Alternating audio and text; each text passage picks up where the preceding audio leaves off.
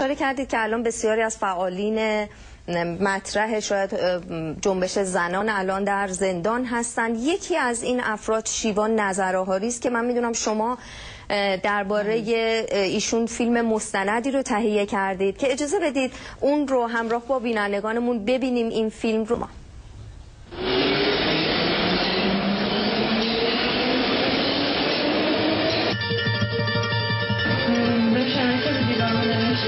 بیشتر شرایطی داشت که فکر می‌کردم چون اگر بعد از خودم کسی بخونه شاید مثلا یه بهش مقاومت و یه ذره احساس خوبی بده بنابراین مثلا یکی از شرایطی که شعر که نمیشه گفت یکی از مثلا جملاتی که خیلی دوست داشتم و سعی می‌کردم هر جا میرم بنویسم این بود که تنها گناهکاران التماس می‌کنن.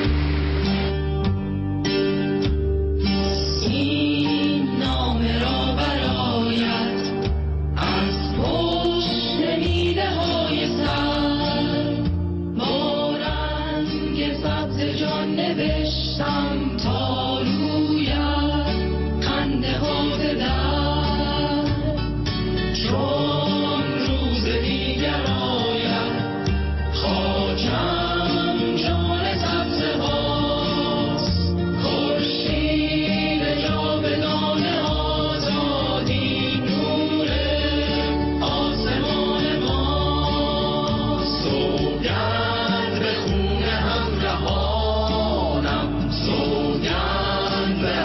مادران هرگز به تیغشان نمیرد فریاد جاودان ما. بعد زمانی که آزاد شدم یکی از اولین چیزهایی که دیدم فیلمایی که دیدم فیلم کشته شدن ندا بود که خب خیلی سخت بود، خیلی حالم بد شد، خیلی گریه کردم. خواست برم خونه‌شون پیش مادرش اما نشد و فکرم هفته پیش بود یا 2 هفته پیش بود که بالاخره فرصتی شد تا برم بهشت زهرا سر مزارش و مادرش اونجا دیدم تا اون دفتر رو گرفتم و براش نوشتم ندای من روزی که رفتی من پشت دیوارهای بلند اوین گوشم را به ندای الله اکبر مردم سپرده بودم. ندای من برای خاطر توست که ایستادم آرام به خواب که روزی فریاد آزادی خواهی من تمام کوچه های این شهر را پر می‌کند.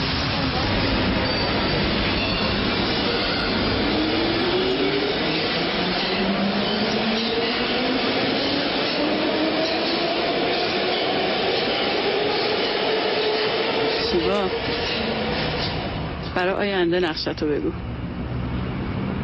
اصلا آینده‌ای برای خودت متصوری یا نه؟ نه واقعا واقعیتش که نه. بعضی موقع فکر میکنه که خب دیگه تا کی تا کجا قراره همه زندگی ما خبر بازداشت، خبر دستگیری، نمیدونم خبر برخوردهای انجام شده حقوق بشر یا هر چیز دیگه باشه. اما بعد میبینی که واقعا نمیشه ولش کرد، نمیشه رهاش کرد و حالا بخوایم که بگی مثلا پس زندگی من چی؟ واقعا زندگی چی ولی؟ من درسام نتونستم ادامه بدم. فقط تنها چیز شخصی که فکر کنم تو زندگیم دارم واسه خودمه همین کاریه که میکنم و مرتبط با رشتمه، رشته تحصیلیمه. در واقع هیچ چیز دیگه ای نیست که حالا بگم زندگی منه. البته من راضیم از این زندگی و خودم انتخابش کردم و خوشحالم از این که اینطوری زندگی میکنم. اما بعضی موقع ها هست دیگه، بعضی موقع خانواده یا حتی توی بازجویی ها جالبه مثلا میگن که آقا این همه تو حقوق بشر میکنی پس خودت چی؟ حقوق خودت چی؟ مگه خودت بشر نیستی؟ اما فکر کنم نمیدونم شاید باید آدم خودشو نادیده بگیره، نه که نادیده بگیره، بالاخره خودتو یه ذره کم رنگ کنی تا بتونی کار انجام بدی و به بقیه بپردازی. اگه بخوای فکر کنی که پس حقوق خودم چی، پس زندگی خودم چی، بالاخره همه چی میشه زندگی خودت دیگه، نمیتونی با زندگی بقیه کاری داشته باشی. بنابراین فکر کنم مثلا تو این شرایط که ما الان توش هستیم حداقل من نمیتونم آینده خاصی رو برای خودم ترسیم کنم. فکر میکنم آیندم هم همینه، همین چیزی که امروز هست، همین چیزی که گذشته بوده، قراره همین روند ادامه پیدا کنه، شاید حتی بیشتر، خیلی گسترده تر. یه چیز خاصی نداره. نامه را برایت از پشت میله های سر با رنگ سبز جان نوشتم تا رویت خنده ها بدر، چون روز دیگر آید خاکم جان سبز هاست. بله خانم عباس قلی‌زاده، فیلم رو دیدیم، فیلمی که شما تهیه کردید درباره شیوا نظرآهاری، عضو کمیته گزارشگران حقوق بشر هست شیوا نظرآهاری و همینطور کمیته دفاع از دانشجویان محروم از تحصیل. اما سوالی که شما اونجا از شیوا پرسیدید این که زندگی خودش چی، واقعا آیندهش، زندگی و این فعالینی که الان در زندان هستن، فعالین مدنی زنی که الان در زندان هستن، واقعا زندگی اونها و تأثیری که این بازداشت‌ها، این فشارهایی که بر اونها وارد شده در این مدت چگونه است؟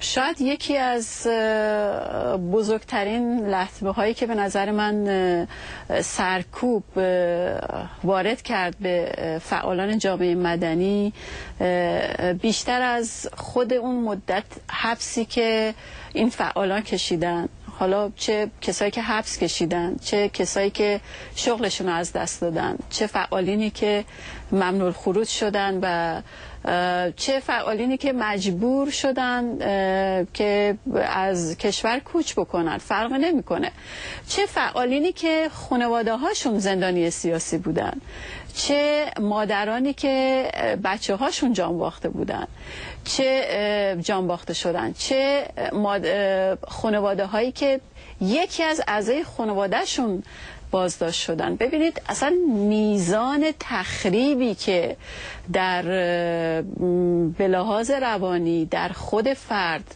و در خانواده و در نزدیکان فرد اتفاق میفته به اشکال مختلف. هر کدوم از اینها یک در واقع شکلی داره به لحاظ آسیب شناسی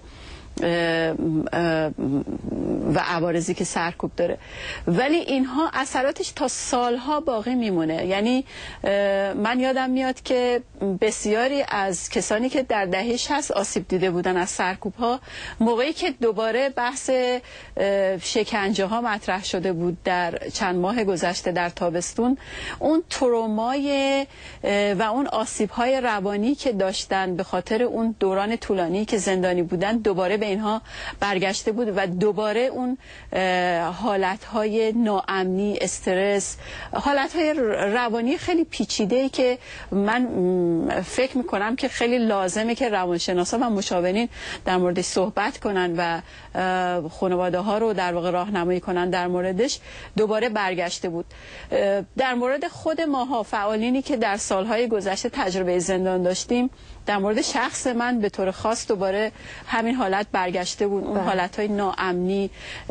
و من فکر میکنم که در مورد شیوا، دختری که شاید در سال اخیر فقط 2 ماه بیرون بوده و افرادی که مدت‌های طولانی بودن، افرادی که حتی مدت‌های کوتاه بودن، تأثیراتی که زندان میذاره تأثیرات کاملا طولانی مدت و در واقع عمیقیه. من میگم یادم میاد که همون موقع که داشتم این مستند رو از شیوا تهیه می‌کردم، از حالتهای خودش که میگفتش که من هنوز 1 ماه گذشته بود از آزادیش، 40 روز، میگفتش که من هنوز چشمامو که صبح باز میکنم اول دنبال چشم‌بندم میگردم که اونو بزنم و اون فضای زندان هنوز توی وجودش بودش. در خیلی از کسایی که آزاد شدن میشه این حالتها رو دید و به هر حال اینها صدماتی است که مثل عوارض درست بمب اتمی تا سالها ادامه داره و باید واقعا به لحاظ آسیب شناسی فکری در موردش بکنن، به خصوص سازمان‌های حقوق بشر که در این مورد کمتر توجه میکنن و بیشتر به آسیب‌های عینی و فیزیکی بیشتر توجه میکنن. بسیار سپاسگزار خانم محبوبه عباس قلی‌زاده، پژوهشگر و مستندساز در مالزی که در برنامه امشب زن امروز شرکت کردید.